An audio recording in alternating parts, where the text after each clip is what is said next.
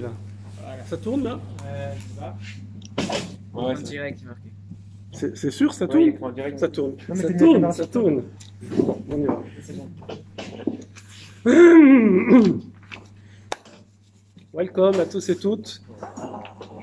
Voilà. Hello. Ça y est qu'il est là, on peut commencer. Donc, c'est un sujet très intéressant, évidemment, très vaste. On va voir ce qu'on peut voir ensemble ce soir. Sur le Mashiach. Le Mashiach, en français, le Messie. Oui. On va voir d'abord une petite introduction. Pourquoi il doit y avoir un Mashiach? Pourquoi? C'est quoi ce principe? Et pourquoi Hachem a besoin d'un Mashiach pour le fonctionnement, enfin, pour l'histoire de l'humanité? Un. Deux, on va voir qu'est-ce qu'il doit faire. Et trois, on va voir qui est-il. On va voir s'il est parmi vous. On va voir. C'est parti. D'abord, c'est un peu bête, mais on le rappelle. Vous allez me dire, c'est évident, mais bref. Soit le monde est livré au hasard, ce qu'on ne croit pas, soit tout est planifié. Donc, alors vous allez me dire, mais c'est évident, tout est planifié, allez frérot. Mais d'un autre côté, nous-mêmes, des fois, on fait des choses comme si on n'est pas conscient que le monde est planifié. Parce qu'à chaque fois qu'on fait une bêtise, en vérité, c'est qu'on a oublié que le monde est planifié. D'accord? Bon, c'est un petit détail. Là-dessus, cette planification, elle va être avec une certaine chronologie. Donc, il y a 2000 ans, c'est facile, il y a 6000 ans, un tiers, un tiers, un tiers. Ok? On fait du simple hein, ce soir parce que je vois que tout le monde est fatigué. Un tiers, un tiers, un tiers. Un tiers, c'est Tohu Vabou, il n'y avait pas la Torah. Mais les gens étaient à un très très grand niveau. Vous pouvez même pas imaginer comme ils étaient forts. Mais le challenge était très important parce qu'ils n'avaient pas la Torah. Donc il fallait qu'ils fassent tout. Imaginez genre à la force des bras, enfin à la force de l'esprit. Alors que nous, à partir du deuxième tiers, on a reçu une neshama spéciale et la Torah. Donc on est comme si on était en voiture par rapport à des gens qui étaient à pied avant, pour faire simple. Ok? Ça, c'est les 2000 ans de Torah qui ont commencé avec Avraham Avinu. Et ensuite, le troisième tiers, on appelle ça les Mot HaMashiach, les jours du Mashiach. C'est le troisième tiers, c'est les 2 derniers millénaires. D'accord? Alors, on va expliquer pourquoi ça s'appelle, parce que Mashiach ne va pas venir pendant 2000 ans. Ok? Voilà. Évidemment, on va parler aussi un petit peu, donc il y a ce monde-ci, Olam Hazé, ce monde-ci, lequel nous sommes, et après il y a Olam Haba, le monde à venir. On fait souvent une petite confusion, c'est juste qu'il y a certains termes parfois qui ont un double emploi. Ici, Olam Haba a un double emploi. C'est à la fois le monde à venir, c'est-à-dire après le Mashiach, mais c'est aussi Olam Haba, genre le Gan Eden, le paradis. Oui, et là c'est là qu'il y a la confusion. C'est juste, on l'utilise pour les deux, hein, même dans nos textes, on l'utilise pour les deux. Mais il faut savoir que c'est pas la même chose. Il y a le Olam Haba, on va dire, le monde des âmes, si vous voulez. C'est là où les âmes descendent et elles sont stockées là-bas en attendant le vrai Olam Haba. Le vrai Olam Haba, c'est Olam Atria, Triat Ametim. C'est après la venue du Mashiach et après la résurrection des morts. D'accord? Donc il y a le Bentaïm, comment on dit en anglais? Meanwhile, je sais pas quoi. Ouais, enfin en attendant, quoi. Hein? Vous n'êtes pas anglais? Bon, d'accord. En attendant, d'accord, ouais. Et ensuite, il y a le vrai Olam Haba à venir, c'est le monde de la Triat, après Triat Ametim. Ça, c'est bon. Pourquoi on a besoin du Mashiach? Pourquoi on a besoin? Pour comprendre ça, il faut réaliser, on redit une petite base hyper importante. C'est les bases en vérité les plus faciles et c'est celles qu'on néglige souvent le plus. C'est qu'Akadosh Baruch Hu a créé ce monde pour nous faire du bien. Mais il a décidé qu'il allait nous faire du bien en vrai, en réalité. Pour nous faire du bien en vrai, il faut qu'il y ait un challenge. Sinon, c'est pas du vrai bien. D'accord? C'est trop cadeau. C'est l'archouma, c'est la honte, le pain de la honte, on dit. Le hamad kissoufa, oui, le pain de la honte. Donc, il faut qu'on mérite. Pour qu'on mérite, il faut qu'il y ait un challenge. Hacham, au début, il a mis un tout petit challenge, tout petit comme ça, chez Adam Arishon, vraiment infinitésimal. On dit c'est comme se jeter dans le feu. Qui va se jeter dans le feu? Personne. C'est ça le challenge, oui. C'est qu'il avait un gouffre, un corps, et une neshama, l'âme, d'accord, pour faire simple. La partie physique, matérielle, la partie spirituelle. Ok? Il devait amener la partie physique au même niveau que la partie spirituelle et elle se serait purifiée, elle se serait réunie, si on peut dire, sans qu'il n'y ait plus aucune contradiction ou lutte entre les deux. Mais enfin, lui, à son époque, la lutte, elle était extérieure, en vérité. Et à ce moment-là, ça aurait été le Tikkun Shalem. Bon, c'est vrai que ça aurait fait un petit peu court comme histoire d'humanité, mais bon, pourquoi pas. Donc, mais Adam Arishon a fait la faute, le chet d'Adam Arishon, et le challenge, il a explosé, il a rentré en lui le Yetzer Hara, et Sadat, et là maintenant, là il y a de l'énergie là. Là, le corps, la matérialité, elle est très très forte, et c'est la Neshama qui court derrière, d'accord, qui essaye de remonter le niveau. Mais ça reste toujours le même challenge, c'est qu'il faut arriver à spiritualiser notre partie matérielle, donc à essayer de donner la dominance, le leadership à la partie rouhani, spirituelle, la neshama, par rapport à la partie physique. D'accord? Donc c'est évidemment avec les misvot et tout, l'étude de la Torah. Ok. Donc ça c'est good, c'est fait. Ensuite, ok, ça c'est bon, ça c'est bon, ça c'est bon.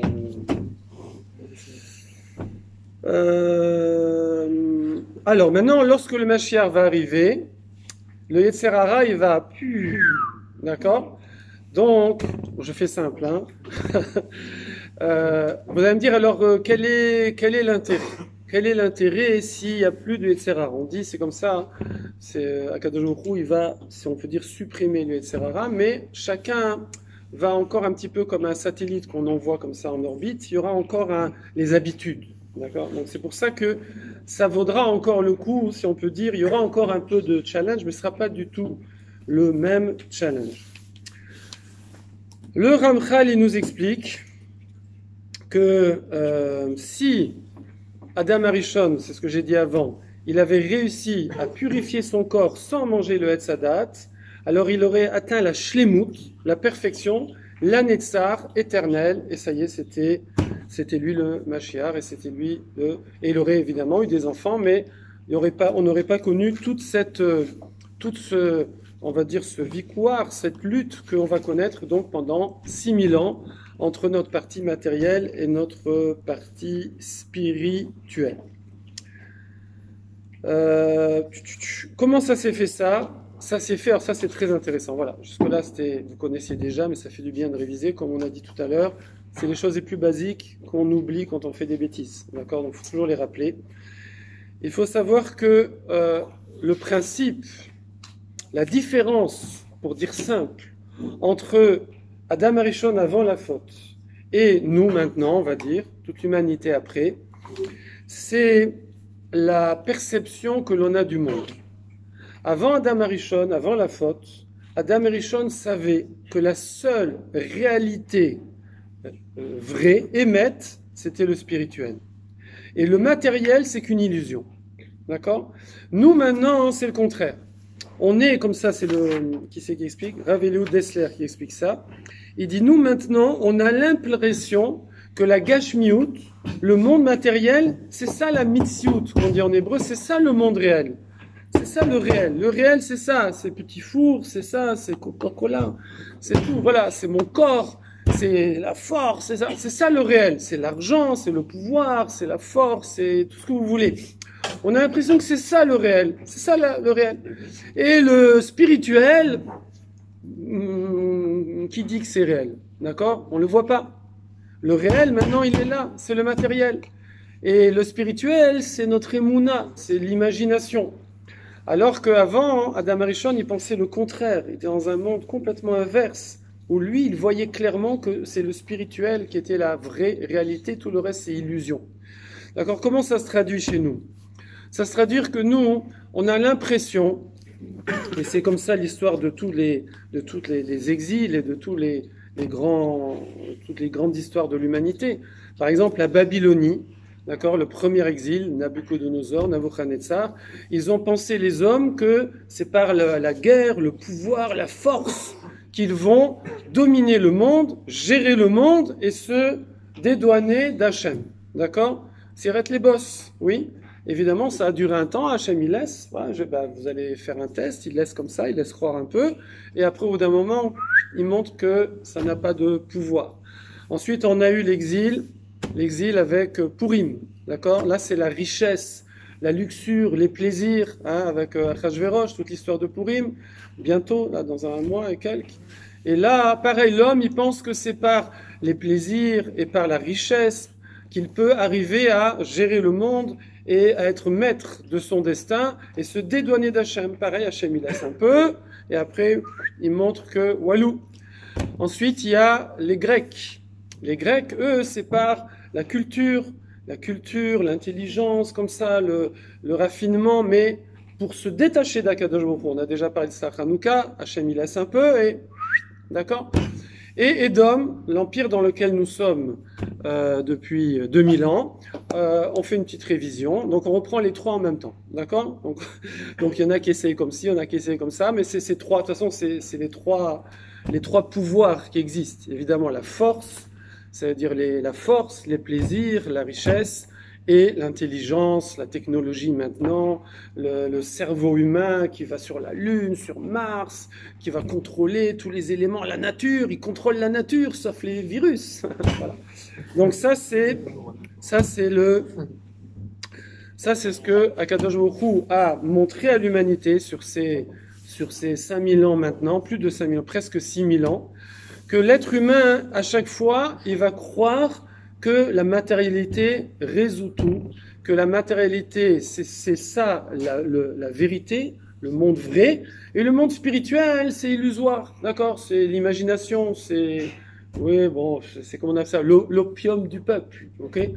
Eh bien, on nous dit non, pas du tout, c'est tout le contraire, Tout ce qui est réel, c'est le spirituel, et c'est lui qui conditionne le matériel, d'accord? Comme je dis souvent, quand est-ce qu'on travaille le plus, et qui c'est qui travaille le plus pour l'humanité? C'est les Juifs Shabbat.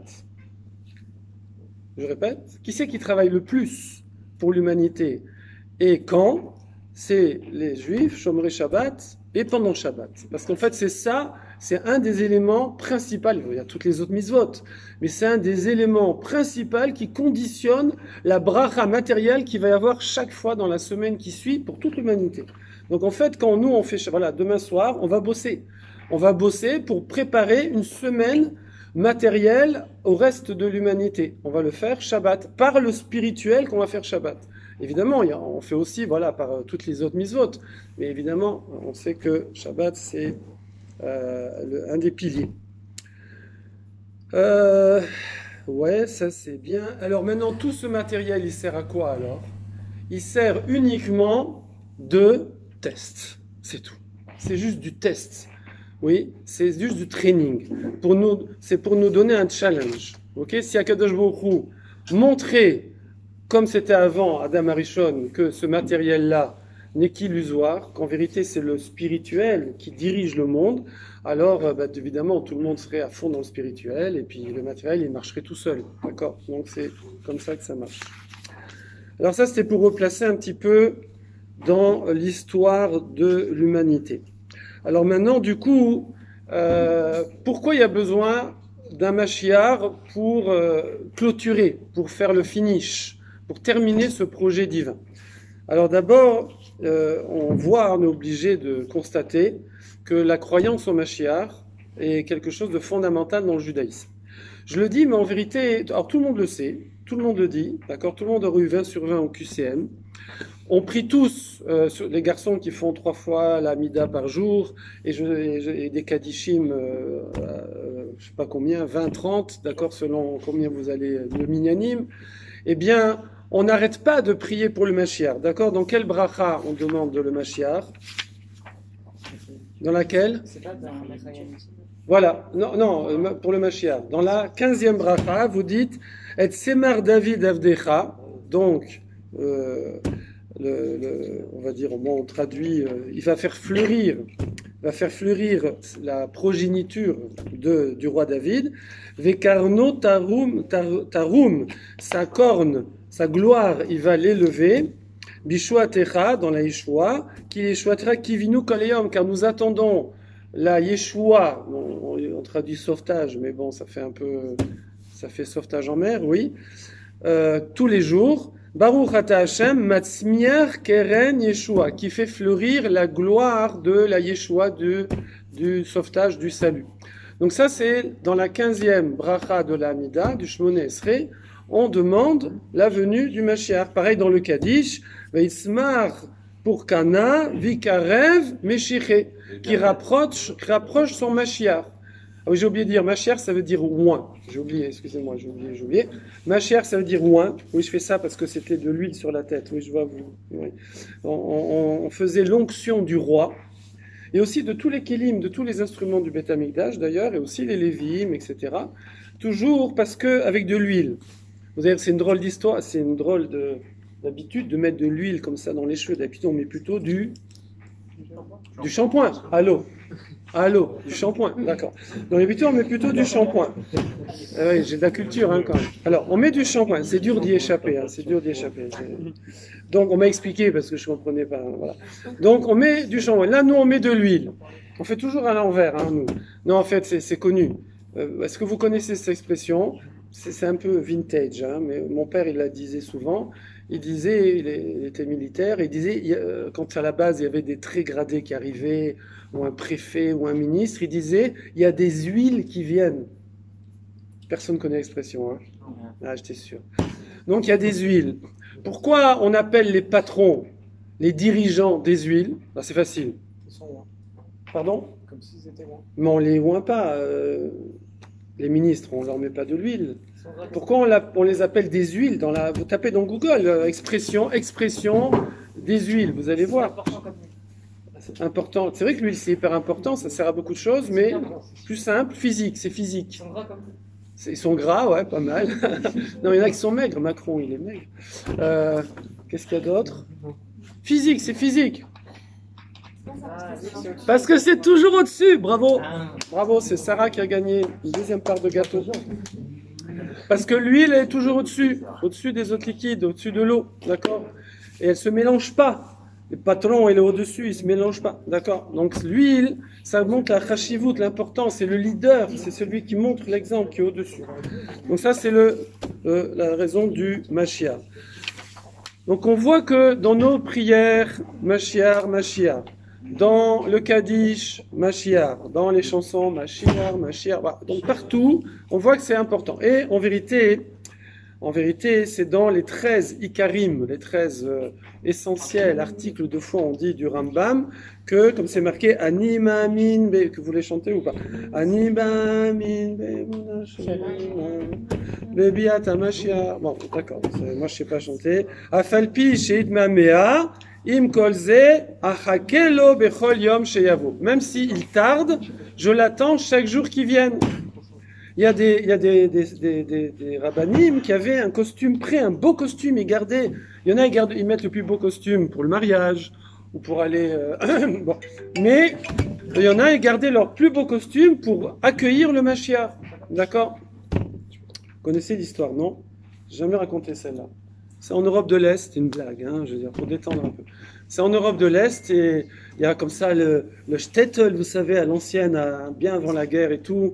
Et dans le Beth Midrash, on leurre comme ça et tout bien, avec les péotes, tout comme il faut, le Shtreim. Et puis il y a des juifs qui commencent l'assimilation, les communistes, les universités qui s'ouvrent aux juifs, etc. Et donc l'assimilation commence dans les années comme ça, 20, 30, etc., 19 ans avant la guerre. Et il y a des juifs qui ont quitté, qu'est-ce qu'ils sont ? Ils jouent au foot dehors, ils s'amusent, tout ça. Et voilà qu'un beau jour, le Mashiach, tu la connais ? Non. Voilà qu'un beau jour, le Mashiach arrive. Le Mashiach arrive, il arrive. Alors il y a un de la synagogue qui l'a vu arriver de loin. Comment on sait que c'est lui ? Parce qu'il est sur un âne, bravo, c'est rare sur un âne. Voilà. Donc, il est sur un âne, c'est l'humilité, hein, c'est pour montrer l'humilité. Donc, il arrive et il court chez le Rebbe et tout le monde au Beth Midrash et il dit à le Mashiach qui arrive, il dit comment ? Vite, il faut s'habiller bien, il faut arranger. Comment on fait ? Comment ? La main droite, la main gauche, qu'est-ce qu'on doit dire et tout vite, on ouvre les sfarim, on commence, on cherche. Du coup, le Mashiach, il arrive et personne ne l'accueille. Ils sont tous en train de chercher. C'est une blague un peu raciste. Hein. Et alors, et il se trouve que bon, il arrive, donc qu'est-ce qu'il rencontre? Les seuls juifs qu'il rencontre, c'est ceux qui jouent au foot, dehors. Les jeunes garçons qui ont quitté la synagogue, qui n'étudient plus, qui... Alors, il arrive comme ça, et ils font, oh, et puis ils sont contents de voir le Mashiach et tout. Puis en plus, lui, il voit la beauté de la Neshama, même derrière le t-shirt de je sais pas qui, du football, là. Et donc, il voit et tout, et donc, ils le reçoivent. Et puis, il dit, venez, je vous amène en Eretz Israël. Et il commence à partir. Ils partent. Et là, il y a un dans la Sina qui il les voit partir, il voit le Mashiach qui part avec les jeunes voyous. Alors, il s'en va, alors ils partent tous, ils courent avec le frac et tout, et le Streimel qui s'envole, et l'épée haute au vent, il court, il le rattrape. Mashiach, attendez-nous, vous allez et tout. Alors le Mashiach dit, comment, vous n'avez pas accueilli, rien, j'arrive, il n'y a personne, voilà, moi j'ai trouvé des juifs, c'est tout, je pars avec eux. Alors ils disent, mais non, ils essayent, ils se défendent. Alors après, le Mashiach, il se tourne vers les jeunes garçons, c'est pas toi, hein. Toujours fou, non? Non, je peux pas me tourner.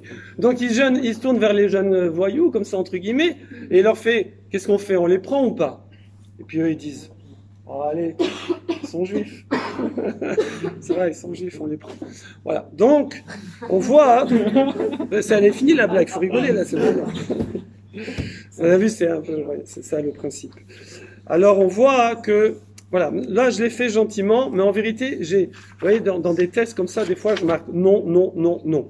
Parce qu'en fait, c'est toutes les références, ouais, je raconte pas des blagues, non, non, non. Parce que là, après, c'est toutes les références qui disent combien c'est grave de pas croire en la venue du Mashiach.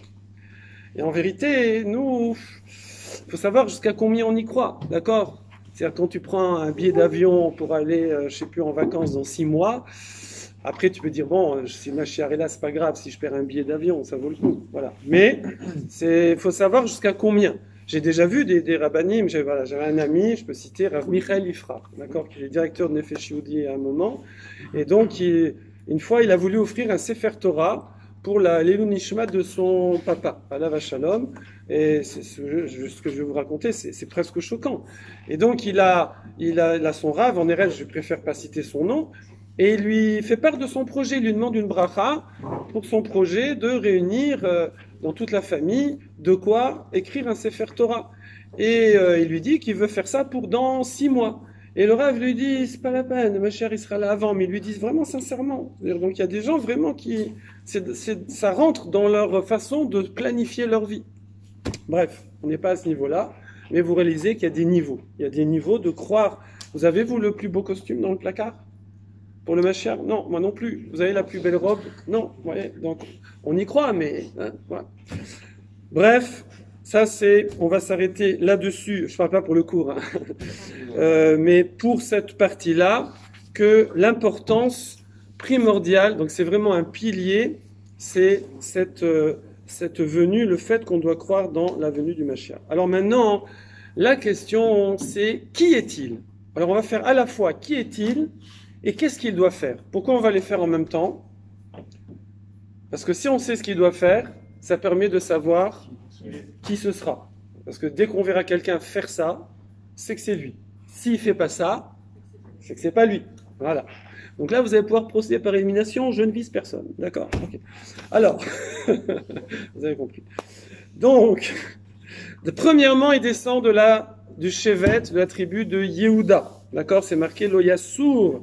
C'est Shevet mi Yehuda, donc la royauté, le bâton de roi ne sortira pas de la maison de Yehuda. Ça, c'est d'après le Pshat, ça veut dire le sens simple des textes. Mais d'après la Kabbale, c'est carrément le Gilgoul du roi David. C'est l'âme du roi David qui reviendra dans le corps du Mashiach. D'accord? D'après la Kabbale, d'après le Zohar. Et pourquoi c'est comme ça? Et là, voilà. Là, c'est, vous savez, dans un repas, il y a le gâteau, the gâteau. Ils sont là, ils sont au-dessus, là, les petits fours, là.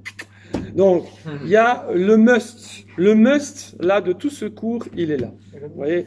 Il y a plein de trucs verts, il y a des affiches, il y a des panneaux, attention, etc. Et là, je vais le faire, c'est un commentaire sur le Nefesh HaChaim, Rav Chaim Mivolodjin, l'élève du Gaon de Vilna, et qui a été commenté par Rabbi Reuven Lechter, d'accord, dans un Sefer, et il dit comme ça, il dit que, je suis désolé de vous annoncer, nous ne sommes qu'une pâle image de le Réayon, le projet divin qu'Hachem a imaginé pour l'être humain, pour créer l'être humain. Ça veut dire que l'être humain, ça veut dire la concrétisation de la pensée divine. Qu'est-ce que va être l'être humain, d'accord? On s'en est un petit peu éloigné. On s'en est un petit peu éloigné. Qui s'est rapproché de plus de ça? Entre autres, hein, évidemment, mais un des plus grands, c'est le roi David Améler. Le roi David Améler, d'accord, s'est rapproché de cette... Il est Hashlim, on dit en hébreu. Il s'est complété, il s'est perfectionné. Et il a été Mitkadesh, il a Kidesh et Asmo, il s'est sanctifié. C'est une des personnes qui a le plus ressemblé à ce que serait normalement un être humain. D'accord? Tel que Hachem l'avait conçu. Et donc, ça veut dire qu'il a le shoresh, dit autrement, toujours, hein, je suis ici, le shoresh, la racine, l'essence de son âme, il l'a concrétisé d'une façon presque parfaite en un être matériel de chair et de sang. D'accord? C'est le dream, c'est le rêve d'arriver. Et ça, c'est en vérité, il faut réaliser, c'est ça notre travail sur Terre. C'est essayer de faire autre chose que 100 kilos de chair et de muscles et d'os, etc., etc. Et c'est de concrétiser, évidemment, on ne va pas être au niveau de David Améler, mais chacun à son niveau, essayer de concrétiser le projet spirituel, au moins pour chacun d'entre nous. D'accord? Chaque Hachem, il a un projet spirituel pour Raphaël, ici présent, pour chacun d'entre nous, essayer de se coller à, c'est quoi, ce niveau qu'Akadosh Baruch Hu, il voulait pour moi. C'est pareil pour tout le monde, d'accord? Et donc c'est pour ça que la Neshama du Mashiach d'après le Zohar, ce sera la Neshama de David Améler, d'accord, du roi David.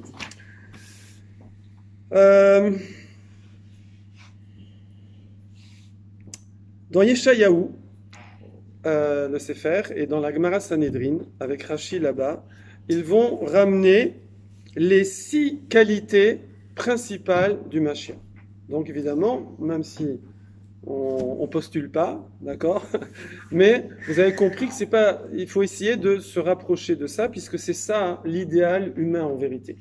Alors c'est un peu frustrant, mais ce serait trop long. On va juste les citer, les 6 qualités, sans les réexpliquer, parce que chaque qualité, c'est des shurim entiers, et c'est des choses que vous avez déjà entendues et tout, mais voilà. Donc voilà. One, première, chorma, chacham, d'accord? Donc, connaissance en Torah sans fin, d'accord? Bon, déjà, celui qui n'est pas... Hein, okay. Ensuite, bina, bina. Bina, c'est la compréhension. Il y a connaître et après il y a tricoter avec. D'accord? Ouais, ça c'est la bina. Ensuite, il y a etsa. Etsa, le conseil. Il y a des gens, ils ont une connaissance phénoménale. Ils peuvent combiner les choses. Ils ont bina, ils peuvent combiner, créer, être mechadesh, d'accord, innover, combiner avec les connaissances. Mais après, ça sort pas. Ça sort pas. Ils n'arrivent pas à communiquer ça. Ça, c'est Etsa, le conseil. Hein, c'est un mot clé. Et vous comprenez que ça recoupe beaucoup de choses. Ensuite, il y a Gvura. Alors, Gvura, mot à mot, c'est la force. Mais évidemment, c'est pas la force physique. Gvura, Ezeu Gibor, Akovesh et Isro. D'accord? Celui qui domine ses mauvais penchants. Donc, c'est quelqu'un qui a, on dit, in English, full control. Full control. En italien, comment on dirait? Pleno controla, comment? Hein? Control completa. Contrôle completa. D'accord? Ensuite, Roar Da'at. Da'at, c'est encore au niveau de Chorma et de Bina. D'accord? C'est extrapolé carrément. Et enfin, Yirat Hashem, la crainte d'Hachem. Comme si quelqu'un, il a Akadosh Baruch Hu à côté de lui, façon de parler, la présence divine à côté de lui. En fait, sans aller jusque-là. Comme Rav Ben Chitrit, il dit souvent dans ses cours, il y a des tas de gens, ils font des bêtises, il y aurait leur maman, leur papa à côté, ils ne feraient pas, d'accord? Il y en a même, ils prennent le cadre comme ça, et ils le retournent, vous voyez? C'est bête, parce que de toute façon, le cadre, il ne voit pas, mais je veux dire, voilà. Quand ils font des bêtises, ils enlèvent le cadre. Il ne faut pas faire des bêtises, il faut pas laisser le cadre. Donc ça, c'est les 6 qualités du Mashiach. Vous avez compris pourquoi on ne va pas redévelopper chacune, juste comme ça, tchic-tchac. Sinon, les petits gâteaux, là, dessert, c'est demain matin. Petit-déj, pour le brunch. On fait un brunch. Ok, j'ai presque fini. Hein. Ça, c'est deuxième façon, deuxième fonction, si on peut dire, du Mashiach, et deuxième façon de voir qui est le Mashiach, qui n'est pas le Mashiach. Il sera capable, sur chaque personne, de lui donner son yichus, sa généalogie, de dire de quelle tribu il vient. Toi, tu descends de ta, d'accord? De la tata, de ta, d'accord? Tonton aussi, voilà. Donc, il sera capable de faire ça. Autre caractéristique sur la Gemara Sanhedrin, page 93, là-bas c'est marqué qu'il aura une perception. Alors là-bas, on fait appel à l'odorat. Vous savez que l'odorat, c'est le seul sens qui n'a pas fauté dans la faute d'Adam Arishon. D'accord? C'est-à-dire qu'elle a vu le fruit, elle a touché, elle a goûté. Ouais, c'est quoi les sens? Ouais, c'est tout, c'est bon? Elle a vu, touché, goûté. Hein? Louis. Entendu, elle a entendu la voix, bravo, Louis, voilà. Et il y en a 5, hein? Le 6e sens, il n'y a pas. Et donc 5, et il manque l'odorat, elle n'a pas senti. Elle n'a pas senti. On ne dit pas qu'elle a senti. D'accord? Le Mashiach, on dit qu'il va sentir les personnes. Alors évidemment, c'est pas sentir au niveau physique, c'est au-delà de la nature. Et il sera capable de voir le niveau d'une personne, d'une perception comme ça qui dépasse justement la vision. Nous, comment on doit pas, on juge pas les gens, on est d'accord. On faut pas juger, on connaît. Faut pas juger. Mais qu'est-ce qu'on fait toute la journée? On juge. C'est comme tout le reste, toujours pareil. Donc qu'est-ce qu'on fait? Voilà, on arrive, il y a quelqu'un, il arrive en face, voilà, il me parle et tout. Je sors, je me suis fait une opinion. C'est comme ça. Tout le temps, on fait ça toute la journée. C'est instinctif, dingue, d'accord. Voilà. Bon, ben le Mashiach, comment on juge? Essentiellement par ce qu'on voit. Si on sent, c'est... non, parce qu'on voit, parce qu'on entend. Toucher, faut pas. Shomer Negia, d'accord? Donc, c'est parce qu'on sent et par... Non, je m'embrouille. C'est parce qu'on voit, parce qu'on entend. Alors, attendez, il y a voir, entendre, toucher, goûter. Non, on ne goûte pas non plus. Donc, voilà. Donc, juste, on voit et on entend. C'est marqué comme ça, hein? Voilà, c'est marqué. Vers Richo Beyirat Hashem, son flair, ça fait pas. Son feeling olfactif, d'accord, par la crainte d'Hachem, il va lui permettre de percevoir les personnes et pas par marée et nave, pas par la vision de ses yeux, vélo lishma oznav, ni par ce qu'il entend de ses oreilles. Donc il va avoir une perception comme ça surnaturelle qu'on compare à l'olfactif des personnes pour voir quel est le niveau de la personne, la vraie construction spirituelle de la personne. Ça, c'est la propriété du Mashiach. Il y en a qui se reconnaissent ou pas là? Bon, ça va? Maintenant, qu'est-ce qu'il doit faire? On va finir avec ça, je crois. Et le Rambam, il dit, s'il fait ça, c'est lui. S'il fait pas ça, c'est pas lui. On procède par élimination, d'accord? Donc c'est le programme, c'est son programme, vous savez, comme les présidents, ils ont un programme. Donc mon programme se constituera en 6 points. 8 points, pardon. Le programme du Mashiach, c'est 8 points. Premier point, bon, ça c'est pas vraiment faire quelque chose, mais il descend de la maison de David, ça on l'a déjà dit. Deuxième point, alors on a dit aussi, mais on le redit ici parce que c'est le Rambam qui donne dans Ilchot Melachim les lois des rois, et il donne voici les 8 conditions pour être Mashiach. Et on a vu les midot, les traits de caractère, on a vu certaines capacités qu'il avait. Maintenant, on voit les 8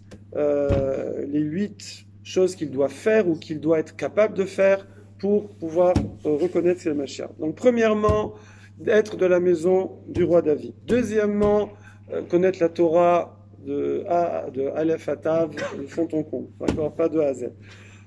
Troisièmement, être au sec des mitzvot.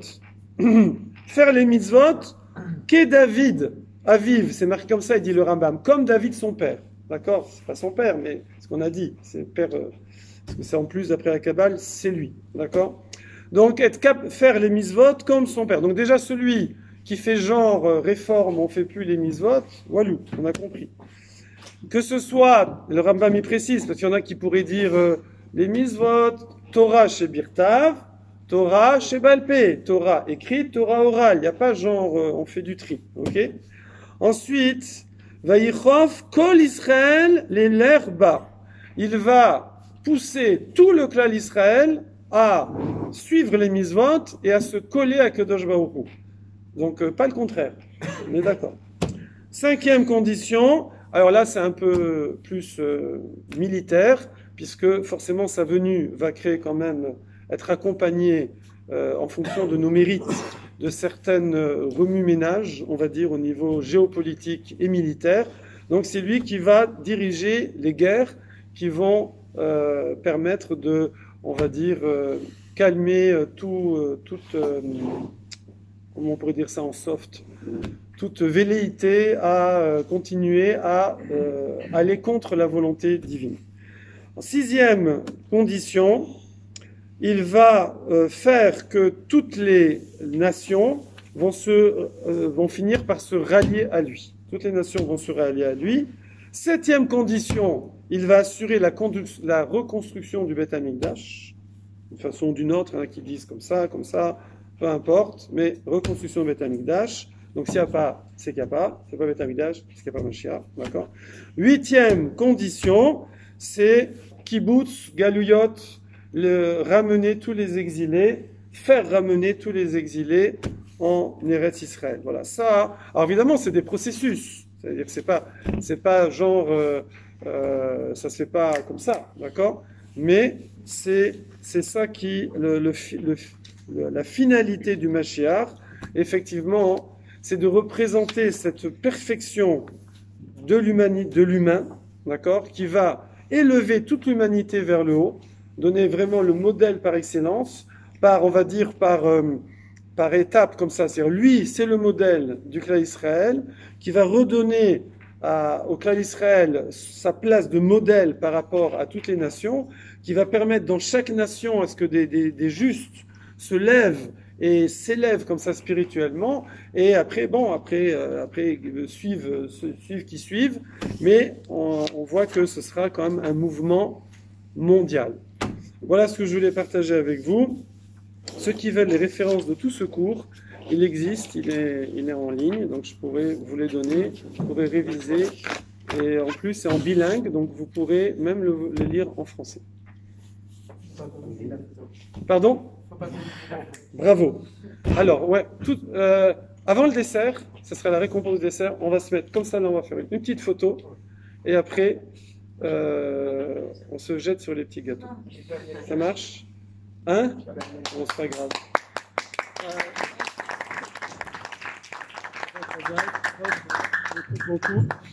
Terminus.